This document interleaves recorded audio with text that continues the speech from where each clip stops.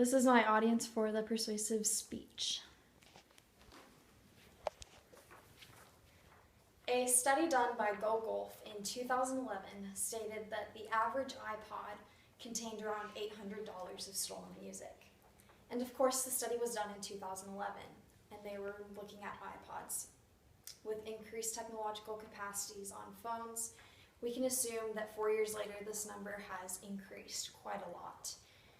And if we were to assume that every iPhone in this room contains $800 of stolen music, so it's an average iPod or iPhone, we're looking at around $3,200 worth of stolen music. That's huge. And that number continues to increase exponentially as you look around your community, your workplace, and your school environment. With each iPhone or iPod or even Galaxy, any smartphone we see adds more money to the amount of revenue lost to entire industries. And as that number increases, so does the number of jobs lost. In other words, piracy is affecting real lives. And it's no longer a thing restrained to those who are technologically adept.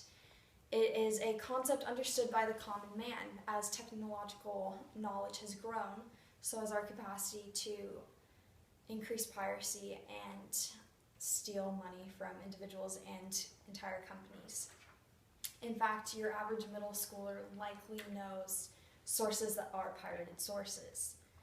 And all of this, all these statistics and frightening numbers, this brings me to my topic today, and that is intellectual property laws. Intellectual property, just a basic definition, is anything created from creativity. So it can be books, it can be music, it can be movies, anything of the sort. It can even be inventions. An excellent example that we can look to is that of China, because in the not so recent past, China was completely communist. And as China moves towards more of a free market society, we see their intellectual property laws grow. And with that, we see an exponential increase in intellectual property. In the 2012 to 2013 year, we see China's number of patents grow 26%. And just to give a point of reference, a point of comparison, the US in that same time period grew 5%. Nobody in the world came close to growing 26% because it's enormous. And it demonstrates what intellectual property laws have the capacity to do. They have the capacity to increase competition and thus further inventions and ultimately better society. So intellectual property laws, they increase our capacity technologically, they increase our capacity as a society, and ultimately our standard of living. And they allow us to do so more quickly than we may have been able to in the past. But what does this have to do with each of us? I think that this concept is often viewed as something that the individual cannot take a stand in. It's a very broad concept that can be confusing at times.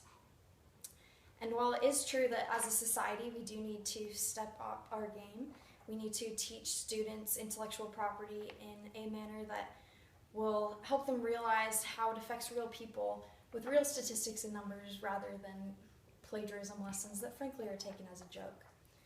But back to the individual. What can we as individuals do? As individuals, we have the capacity and the need to say no to piracy. Because each of that $12.5 billion lost in 2011 to piracy was taken by individuals. And so it is our need and our right to say no and to pay for our intellectual property.